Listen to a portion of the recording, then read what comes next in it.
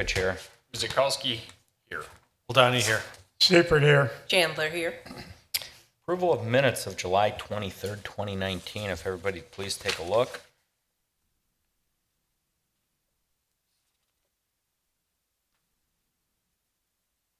No omissions, errors, or questions, comments.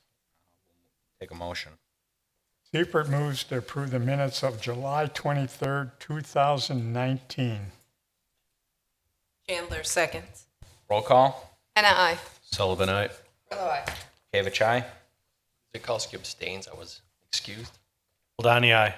Seifert, aye. Chandler, aye. And 4, significant common council actions. Carrie. Council approved the following: an ordinance approving a rezone of the property at 3003 East Elm Road from RS3 Single Family Residential to P1 CCU Park District. A resolution approving a minor land division certified survey map submitted by Mary Ellen Jonkus for the properties at 3003 and 3025 East Elm Road. A resolution making certain findings and approving amendment number 1 of the project plan for tax incremental district number 12. And a resolution approving a minor land division certified survey map submitted by Simon Krizan for the properties at 9834 and 9878/80 South Nicholson Road. Mr. Mayor. Thank you, Carrie. That brings us to number 5, our first public hearing and our only public hearing. Consideration of the comprehensive plan amendment for the properties at 8100 and 8146 South 27th from planned residential to mixed residential. Carrie, would you like to read that in? Official notice of public hearing before the Oak Creek Plan Commission. The purpose of this public hearing is to consider an amendment to the 2020 Vision, a comprehensive plan for the city of Oak Creek, as it relates to the properties at 8146 South 27th Street, 8100 South 27th Street, and 8100 South Orchard Way. The hearing date is August 13th, 2019 at 6 p.m. in the Oak Creek City Hall, 8040 South 6th Street, Oak Creek, Wisconsin 53154 in the Common Council Chambers. The proposed amendment would update the planned land use category and map 2 in the comprehensive plan from planned residential to mixed residential for the properties at 8146 South 27th Street, 8100 South 27th Street, and 8100 South Orchard Way. The Plan Commission may schedule other public meeting items or public hearings for August 13th, 2019. This hearing may begin at 6 p.m. or as soon as possible following the conclusion of any other public meeting items and public hearings. Any persons with questions regarding the proposed changes may call the Department of Community Development at 414-766-7027 during regular business hours. The date of the notice is June 19th, 2019, City of Oak Creek Plan Commission by Daniel J. Bukavich, Mayor. This is a public hearing. All those wishing to speak on the matter should approach the podium, clearly state your name and address, and address your comments to the Plan Commission. This hearing is now open. Great, thank you. Again, we will make 3 calls. This will be the first call. Anybody wishing to speak, please state your name, address, and let her go to the commission. So, Good welcome. evening, Mayor, members of the Plan Commission. My name is Alan Markovitz. I'm with the law firm of Von Briesen and Roper, and I'm here to speak in favor of the proposal. With me is Mr. Decker, who is a proponent and owner and developer potential. I think I can keep my remarks very brief tonight. First, I've had an opportunity to review the staff report, and I could not agree any more than 100% with what's there. And I would say on behalf of our client, we're looking forward to the opportunity to work with the staff, if this is passed tonight, to work on a new plan for the area in working in conjunction with the staff. Thank you very much. Thank you very much. That was the first call. We will make the second call. Third and final call. Anybody wishing to speak, please approach the podium, state your name and address. Now close the public hearing, and we will go on to item 6A, which is consideration of that plan. Carrie, would you like to kind of give us the update on the background before we go to the commission? Sure. There was a request that was submitted for Plan Commission review at the May 14th hearing. Unfortunately, that resulted in a 4-2 vote, and we did not have a full commission present. So per statute, adoption of any amendment must be by a majority of the Plan Commission, not just those members present. So since 3 members were absent during that meeting, we had a request by the applicant to review this new request tonight. So parcels in the area are currently identified for planned business, single-family residential, mixed residential, and limited development area. And existing uses in the area are residential and Falk Park to the north, Colonial Woods to the south, and a mix of uses across 27th Street in Franklin. The proposal for mixed residential would allow for future consideration of development proposals. However, consideration of the proposed amendment does not constitute endorsement of any concept plan that had been submitted for the property. Any decision tonight on the comprehensive plan amendment does not bind the Plan Commission to future approvals. If the amendment is to be adopted, there are still multiple steps that would have to take place prior to full approval of whatever development is proposed.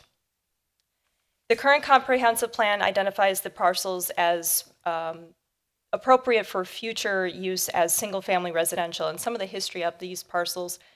The properties were approved and a portion of them were platted for a condo development, which we know as Colonial Woods. This would have been phase 2. Phase 1 was constructed and there were no further phases that were completed. As such, that zoning for these properties reverted back to A1 as a holding place. The previous development proposal had densities that were significantly less than what has been proposed in a concept plan, but again, that is a concept plan. It does show the intent of the previous Plan Commission and Common Council during the time of review for Colonial Woods, however. And it does kind of lend itself to what the thought process was for future land use in this area, as it is part of the 27th Street corridor. And to add on to that, in February of 2005, the Common Council adopted the 27th Street corridor plan, which is currently in effect.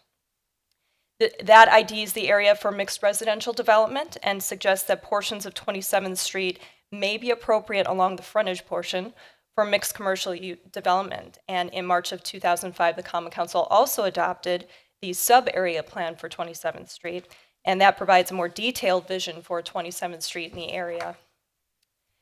It also anticipated mixed residential development with more significant mixed commercial presences along 27th Street. So we're looking for that to be a neighborhood that has commercial along the frontage, along the major corridor, with residential mixed in. That commercial presence was identified for approximately the westerly 500 feet of the property, again, as mixed residential, or I'm sorry, mixed commercial. It also identified a plan for an internal roadway network for this area. That formed the basis for the 27th Street Access Management Plan that was adopted in February 2006, so the following year that the 27th Street Corridor Plan and Sub-Area Plan were adopted. Staff has generally been supportive of a mixed residential land use designation for these properties, as well as for other properties in this area. However, the concept plans that were submitted as part of the request, though not part of tonight's review, include areas for which staff have been working with the applicant to address. These areas would have to be addressed prior to submission of any further development proposals should the comprehensive plan amendment move forward. Mixed residential is supported with the incorporation of the 27th Street mixed commercial area as previously stated. And that is provided that any development proposal adheres to design guidelines established by those 27th Street corridor plans. These properties are not identified in the current strategic plan as being priority for single-family residential development. A resolution has been prepared to reflect the application, which includes mixed residential over the entirety of the properties. However, if the Plan Commission should choose to move forward and require the mixed commercial along the 27th Street corridor, we would have to amend that resolution with that incorporation. The State of Wisconsin Smart Growth Law requires that all local land use decisions after January 1st, 2010 be consistent with the objectives, goals, and policies contained within the comprehensive plan. Approval of these changes to the comprehensive plan would bring the plan in line with the intent and goals for future development of the properties, as stated. Should the Plan Commission wish to approve of the amendment, there is a suggested motion that the Plan Commission adopts Resolution 2019-03, amending the comprehensive plan and plan land use map to reflect a change in land use from single-family residential to mixed residential and planned business for the properties at 8100 and 8146 South 27th Street and 8100 South Orchard Way, following review and adoption by the Common Council. Mr. Mayor. Thank you, Carrie. Now we'll open it up to the commission for questions, comments. Nothing from Christina? Fred? Yeah, I have a question. How does this fit into our new 2020 comprehensive plan? Have we taken that into consideration already, or is? As the comprehensive plan is currently being drafted, we are taking a look at all of the comprehensive plan amendments to date. Should this move forward, it would be incorporated into the update to the comprehensive plan. What I was looking at. Doug? And maybe if I can just elaborate that on that, I think Carrie mentioned earlier in her summary that this was not one of the areas that was identified as a priority site in the single family analysis. And given that our consultants have used that analysis in kind of formulating what are the preferred land uses in certain parts of the city, it would be our expectation that that draft that comes before the Plan Commission later this summer/fall wouldn't show single family residential there, but it most likely would show what is supported by the earlier versions of the plan, which would be mixed residential designation, possibly some commercial. That it, Fred? Anyone else? Nothing from Jossie? Chris? Anything? I think my only concern is that looking at the appropriate density and the units, when you compare to Colonial Woods to what potentially could be here, I think that's one of my concerns right now is the potential density that's going to be there for the number of units. Sure, and as was discussed, I mean, you're not approving a specific density. I mean, mixed residential means different things to different people. We tried to kind of zero in on what it meant within the context of earlier plans, and just to give you those examples. I mean, the questions of density can be and will be addressed at the time of a plan unit development, which are most likely would be a plan unit development request for this. And you're right. I mean, I think that there's a number of factors that go into that as far as the appropriate densities, given the standards of the 27th Street plan and what we're seeing happening along the rest of the 27th Street corridor as well as elsewhere in the city. Thank you, and thank you for throwing these little comparisons in here, Carrie. It's very helpful. Thank you. Don, anything? Questions at the moment? Dawn?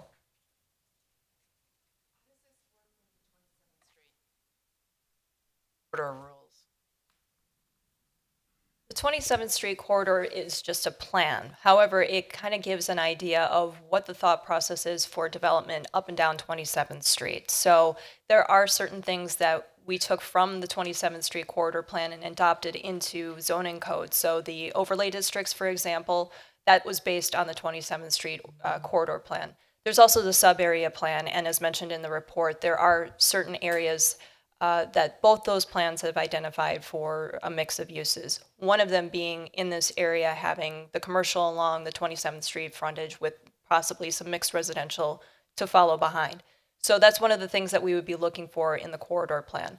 Now, the plan itself has some flexibility built within it, which is how we get to PUD and allowing for that property to be planned and with the proper densities and the proper mix of uses. So I think that this plan, with the potential for almost like a mixed use kind of designation, which is what we're calling for with the commercial along the corridor, I think that probably is in line with what the plans are calling for in more than one area on 27th Street.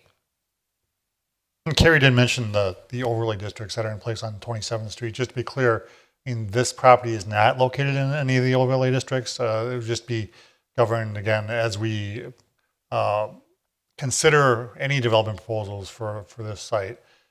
we would consider the standards that are adopted in those plans as general guidelines for the appearance and aesthetic design of any development along the corridor.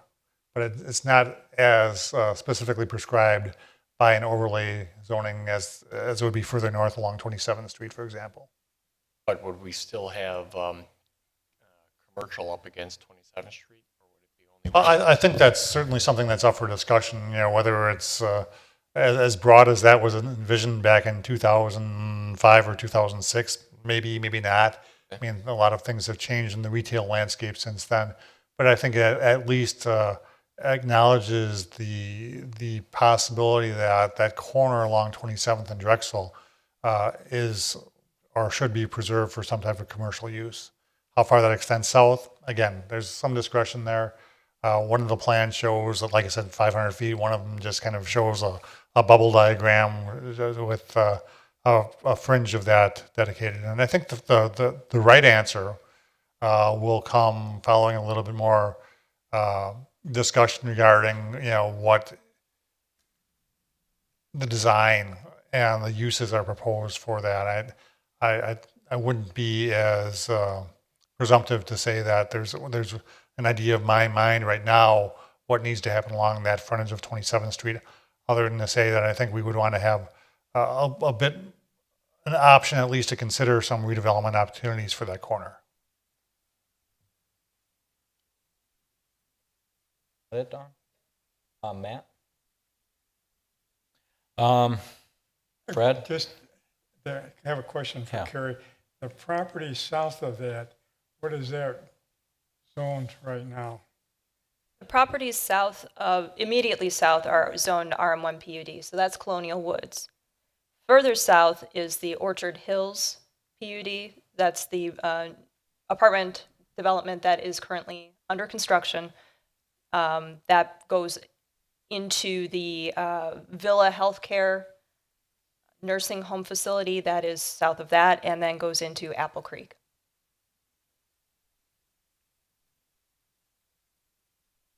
Okay.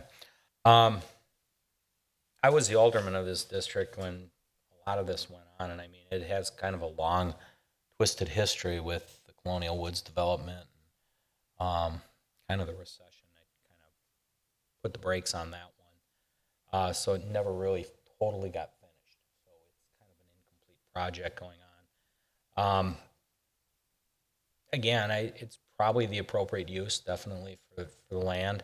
I like flexibility of figuring out what happens, as Doug described, to keep it fluid on 27th Street to see what comes.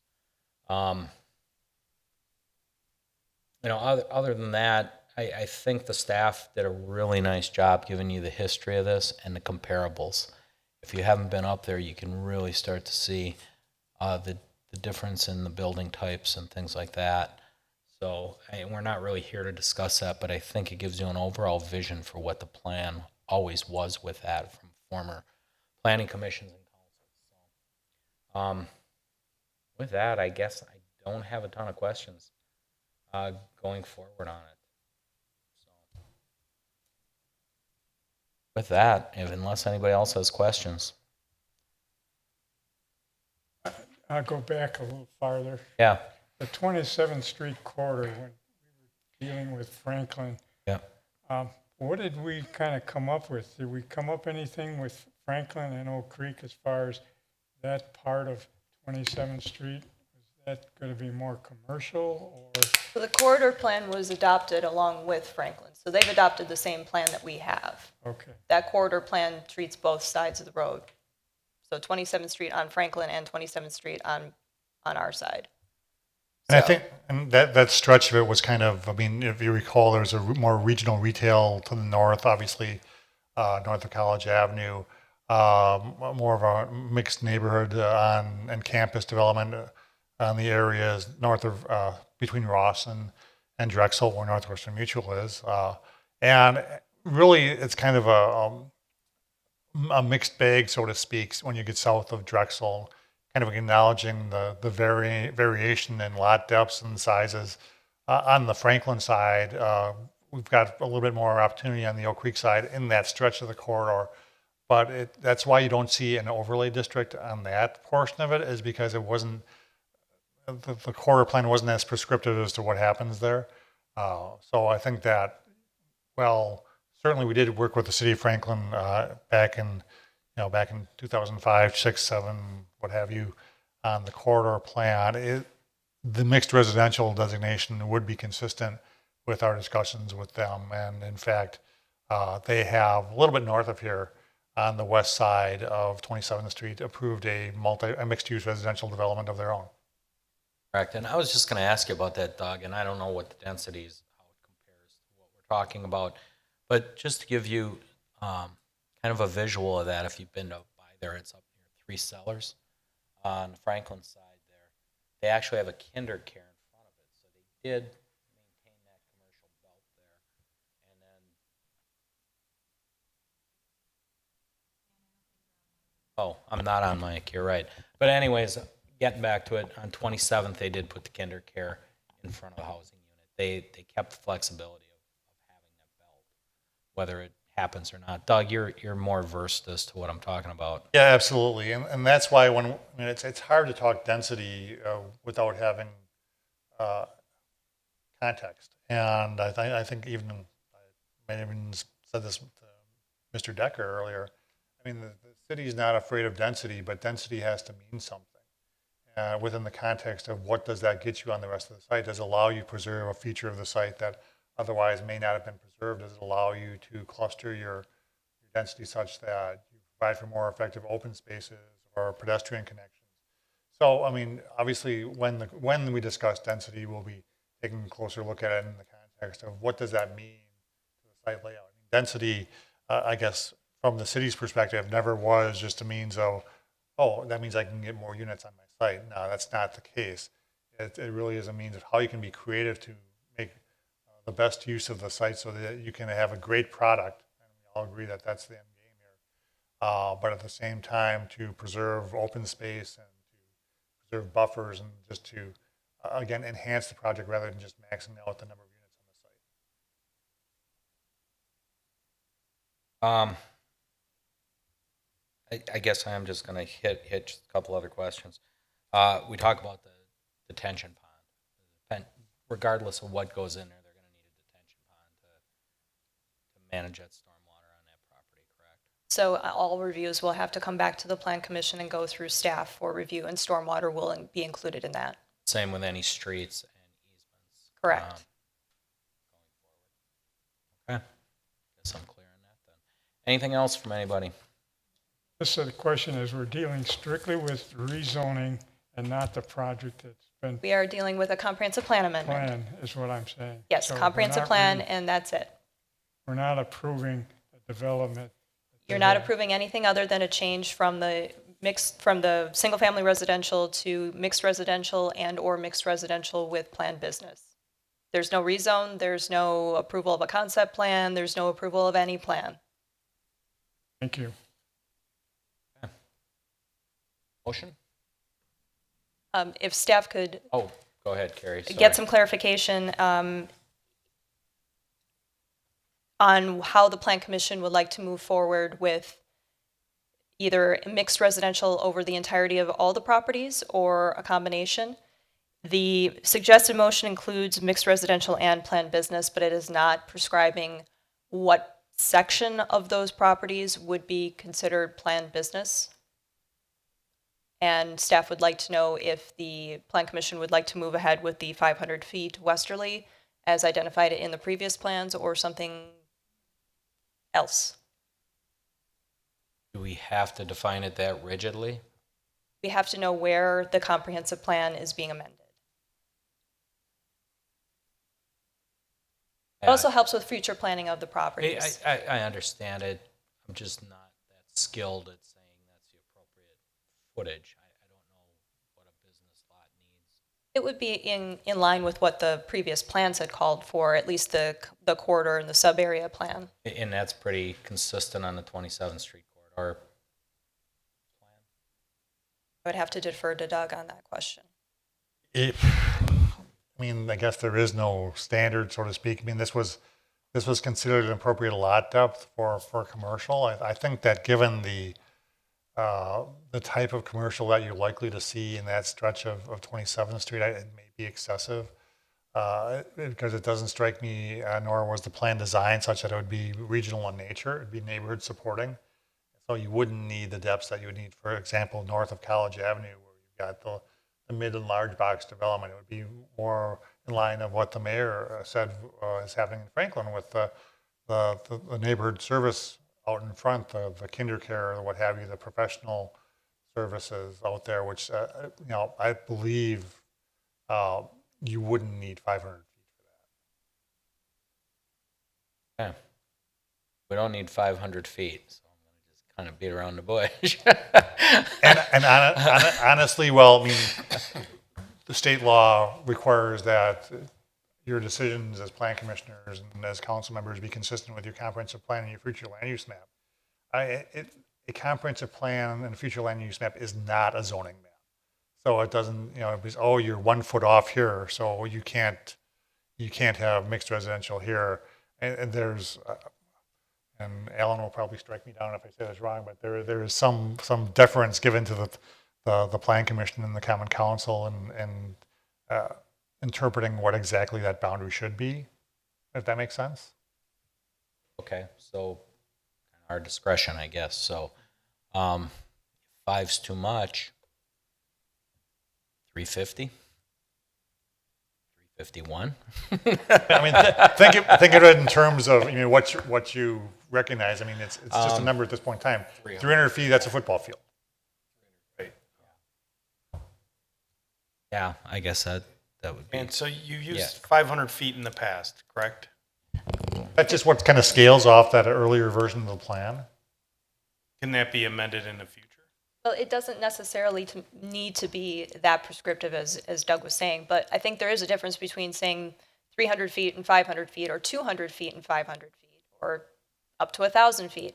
It's more of, it gives just an idea of what you're thinking. Are you thinking this is going to be more of a commercial zone along the 27th Street frontage, or are you just going to allow for a certain area? And again, it's a little bit flexible.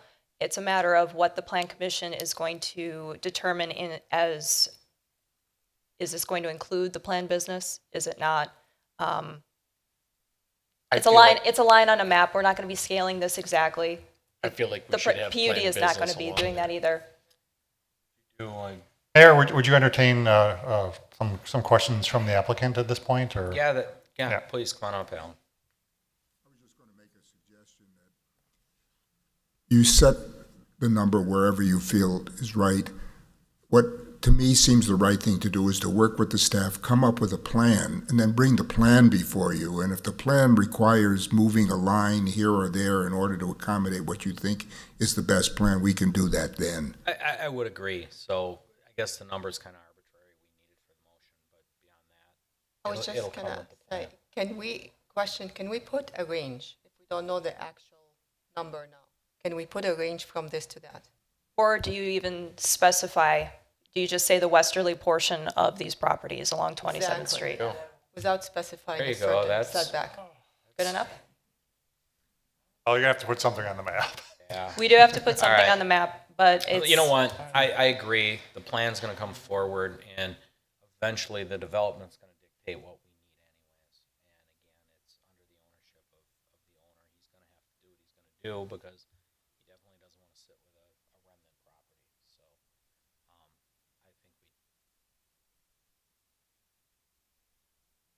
I think I think, for the purposes of having something on a map, I would say between 200 and 300 feet would be probably a great point to jump off from.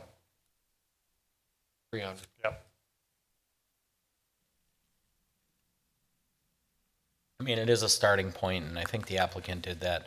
It's not that we're not workable once something shows up, and then we work to accommodate if it's appropriate. That's all we have to do. So, all right.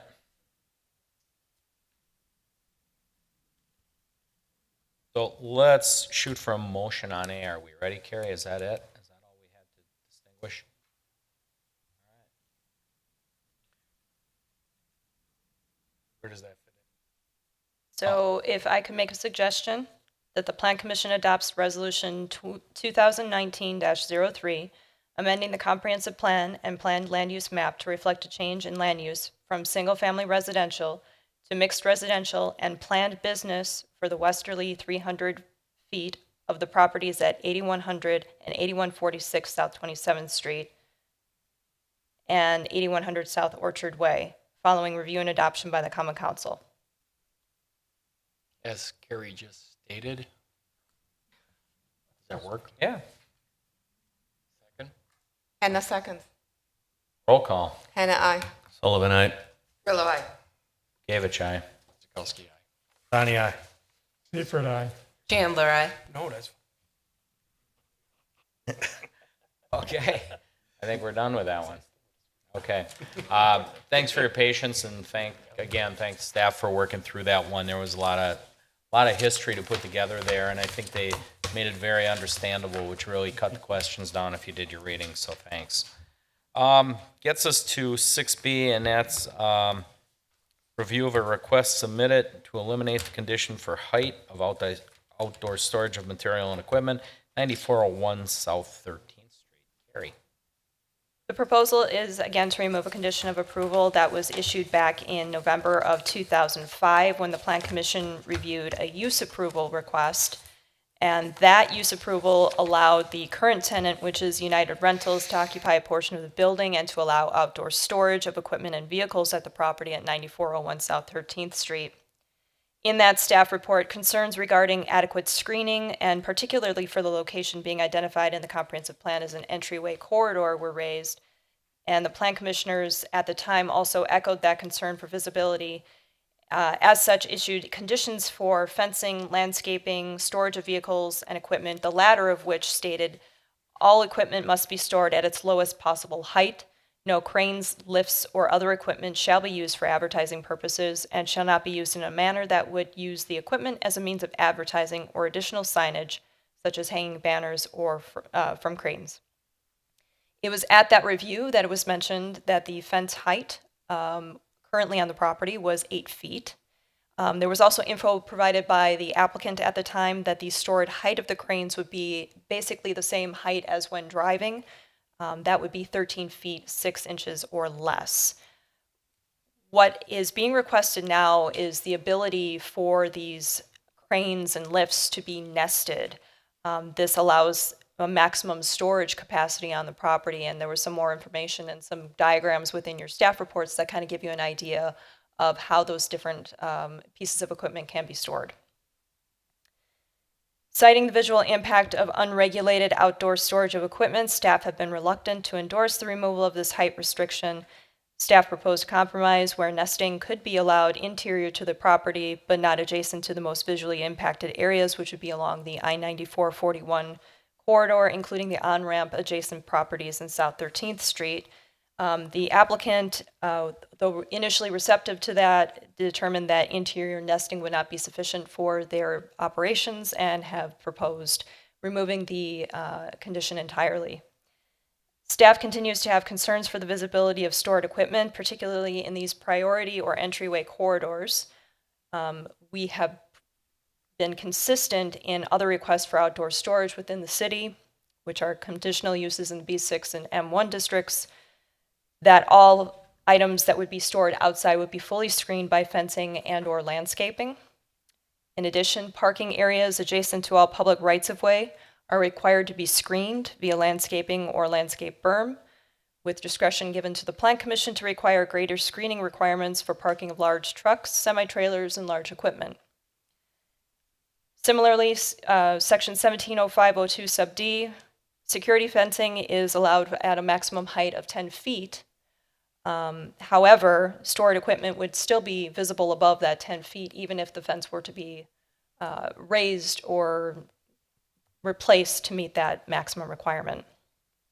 It's for these reasons that staff does not support the request. However, if the Plan Commission does feel that this is an appropriate request and would like to remove that requirement, there is a suggested motion that the Plan Commission approves the amendment to the existing use approval for United Rentals for a leasing and sales office with outdoor storage of equipment and vehicles subject to conditions 1 through 4. Mr. Mayor. Thank you, Carrie. Open it up for questions from the commission. Christina, looks like you're ready to start. Yeah, I don't have a question, I have a comment. I agree with you. I think this is the entrance to Oak Creek, and I don't agree with that height and that nesting for those equipment to be displayed there. So unless there is something I'm missing here, this is not an acceptable approach. And especially with being consistent with all other businesses to abide by that height, then I think we all should be continue to maintaining so. Okay, thank you. it. Chelsea? Very quick question. So presently, the height that is acceptable is 13 feet, 6 inches, is that correct? What is required per the condition of approval for that use is that all equipment be stored at their absolute lowest level. So if they can be stored at a height of 10 feet, they are to be stored at a height of 10 feet. It's what was said at the initial review that most of the cranes could be stored at a height of 13 feet, 6 inches, which is what they are at when they are being moved around. But again, that requirement is for however low they can be stored, that's how low they should be. So I have a question for the applicant.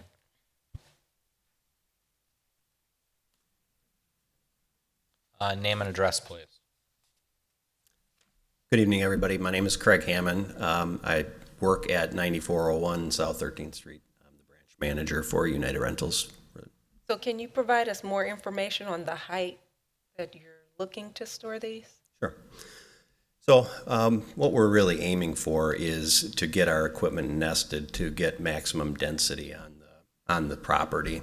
The business, as you know, maybe many businesses have grown. Our fleet has grown by over 50%. So on that given space, we have a tremendous problem operating safely, moving our equipment around on that site.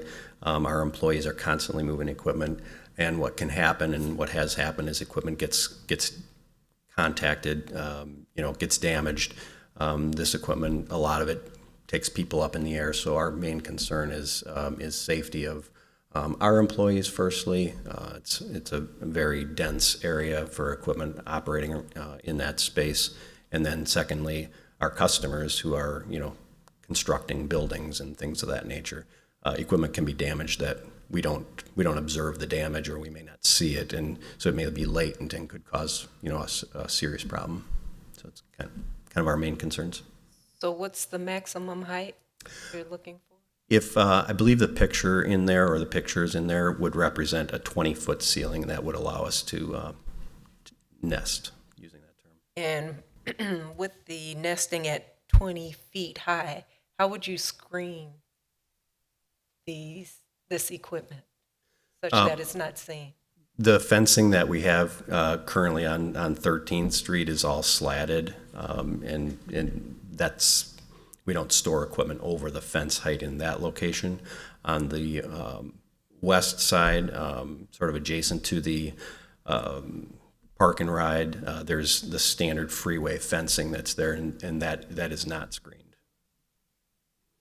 I was under the impression the fencing was 8 feet high.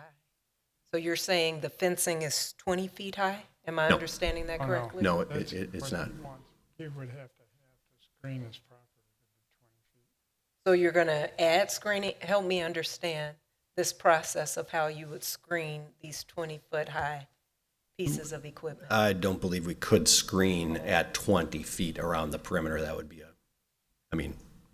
I don't believe it. I'm not sure that that's feasible or possible. Okay. Thank you. I have a question for the applicant. I'd like to know how many square feet are we talking of storage for these units, and then the number of units that you want to store. Sure. And number 3, can you take off the top portion, the basket, for example, separate that from the unit so that you don't have additional height or crowding of these Right. cranes?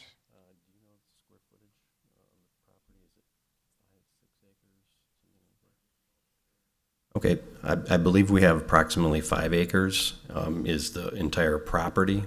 As far as the number of units, we probably have 1,000 different pieces of equipment, ranging from small towable light towers or generators, which would be small, up to things, aerial lifts for booms. As far as your question, it's a good one about the baskets. Those are not removable as a practical matter. And we're talking just the boom, how many units that I have the booms that would go up to 20 feet? How many units do you have of those? It varies, based on what our market needs. So we're constantly moving equipment. We have many branches around the country and the state. So if I were to just throw a number out there, I would say approximately 80, something in that range, that are routinely parked in the yard. It's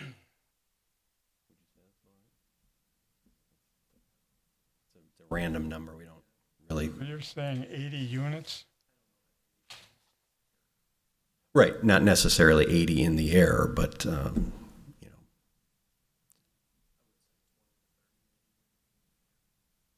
the west side, so approximately 30.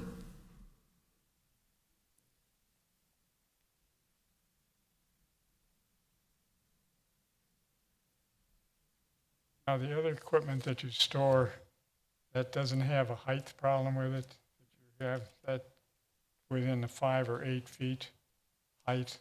Yeah, Other it's equipment that yes. Sorry to interrupt. It would be, to use the terminology, stored at its lowest possible height. Could these units be lowered to 10 feet or 8 feet to meet our standard? They currently are. We did receive the notification. I've been there for approximately 18 months, and since assuming that branch, I had no idea of what the rule was or what the conditional use permit was from back in 2005. It is our typical practice as an industry and as a company, frankly, to store it with the booms in the air, just for those safety reasons that I've described. But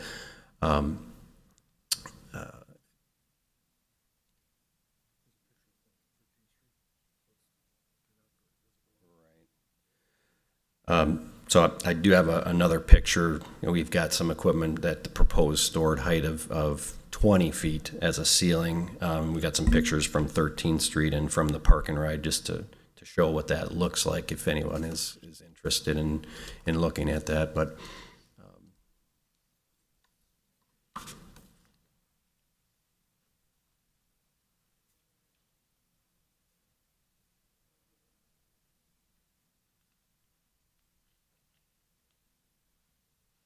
while the commission is looking at that, I guess I would pose the question that, in recognizing that the city has a compelling interest towards making its entrance corridors and the visual impact of the properties adjacent to them consistent with the community standards. I mean, how would you propose mitigating the outside storage that's taking place there? Recognizing, again, and I totally agree, that you're not going to screen a 20-foot high piece of equipment. But I think that we all could come to some consensus that there are things that the property owner can do to the property to make it overall more appealing, given the fact that, obviously it's a kind of a legacy use from many years ago. And as Carrie had mentioned, typical uses, if they were coming in new, would be subject to a much more stringent set of design standards as far as where you could store things, how you could store things. For instance, we typically wouldn't allow gravel on new developments, and I recognize that there's some instances where the Plan Commission has, given some unique circumstances. But just wondering if there's any creative ideas that would mitigate for your request to alleviate that height restriction. Yes, still going back, the capacity that you have right now, is that 50% utilized, 75%, 100% utilized at the present time? thinking about it from a square footage and equipment density on the property point of view, is that what you're kind of driving at? But are you utilizing 50% of it right now or 75%? It's very high right now. The aerial view doesn't quite do it justice today. I would say if I were to put a number on it, I would say it's probably 70%, which basically we have some lanes of travel within the property, which becomes very tight. We move a lot of equipment in and out of that property in a day's time. So it's a very active location. I don't know if that answers your question entirely, but it's probably 70% today. At your present capacity right now, Yes, 70%. yes. And continuing to grow is what my concern is, and it's becoming a less safe condition for our employees, and like I was anticipating potentially for our customers who are operating this equipment and doing what they do for a living. Go ahead, Chris. So this is in my district, and I actually get calls about this, believe it or not, with people concerned about the look and what the property looks like, and I would have people going off the rail if we were able to have these extended all the way. So we have to. I understand. I share your concern about safety, but then is that a matter of you have too much product on hand that you guys have to come up with a different plan to move it out before you have too much on site where you have a problem trying to move it around? You know, I understand that the problems you're dealing with on a daily basis because you're trying to, it's a supply and demand thing, so you're trying to take care of your customers. So I get that. But every morning I drive by you and I take a look at things now because I've been getting calls and I've been making sure. So I'm going to keep an eye on it, but that's my biggest concern. And when I did get on the freeway today, in the last few days, I've been paying close attention. And my question would be, I'm surprised there's not a fence around the whole thing. You know, like shouldn't there be a fence, a screened fence where it butts up to the park and ride? There was a fencing requirement for for a portion of the property and for that screening, for that fencing to have those privacy slats. Now, there is some fencing there that is, I believe, the DOT fencing, but it's chain link. I am not familiar with whether or not the entire property is fenced. Maybe you could answer that question better than I can. The entire property is fenced. The western portion, as you mentioned, the DOT fence, that was taken down for the recent construction and just recently put back in place, and that does not have slats. But in other parts of our city, we would have had them slat the entire. The Plan Commission always has the authority to determine opacity of fencing, whether that's through the use of security fencing with slats, whether it's through the use of a different type of material, whether it's through a vinyl fence or a wood fence or what have you, or a combination of fencing and landscaping, or a landscape berm, landscaping on its own. Those kinds of things are at the Plan Commission's discretion when there is a proposal for something that requires screening. In this case, however, there was a specific requirement for a specific area of the property to have those privacy slats, and that is in the location where it currently is. It wasn't required for the entire property. Now, keep in mind also that United Rentals does not occupy the entire property, so they are a tenant on a portion. I was going to add as a kind of a mitigation what Carrie just kind of covered. Did you look at all into putting landscaping, like tall trees landscaping that will act as a fence to kind of shield that visual from the outside and kind of goes along with what we're talking about? I know it's a little bit costly to add all of this like tree fencing, but it will actually add some appealing sight and make everybody happy. It certainly is. Hadn't thought about it. Not opposed to it. Add anything? Don? So just so I understand you, right now, down, you're dense, harder to move things around. If you get them up, be a little easier, safer. And you said a lot of this had to do with growth since 2005, right? So what happens if you keep growing, you keep adding? And there's more up? Not necessarily more up, but we have to take on a larger footprint.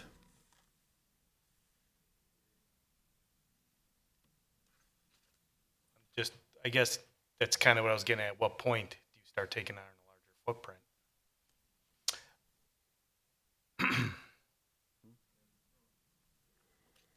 We're having discussions about that. We don't currently occupy the whole space. Right. I'd like to see where those discussions go before we decide that it's okay to start raising them all up. All right, anyone else? I'm gonna get my comments out there too. We are very sensitive about the gateways to the city. We really protected it. The gateway coming in on Howell when we were at Oakview Park, Business Park, we kind of went above and beyond there. We've kind of dealt with this corridor and other things, not specifically with this, but almost with this height when it came to signage and things like that. I think we're all in agreement that we want the city to look and feel a certain way.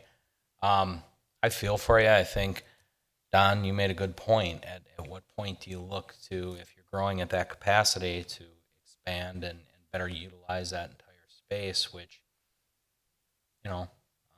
might be advantageous not only to you, but to the other people in there. So I'm really not supportive of keeping them up. I totally get the safety aspect and what you guys are trying to accomplish. But again, we do have some defined standards here, and I don't think we should vary from them. So I'll leave it at that. Anyone else? No? Seeing no other discussion, motion.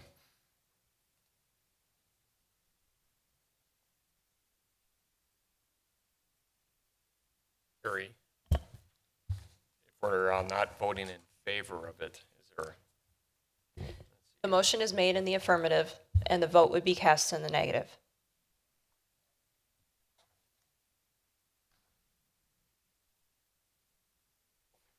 Okay. Okay.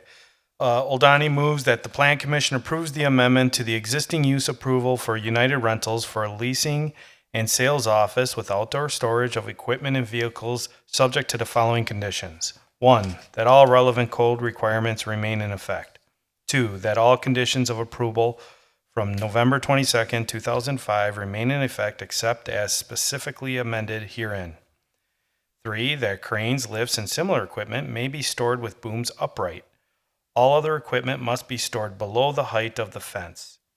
4, cranes, lifts, equipment, and other storage materials shall not be used for advertising or signage.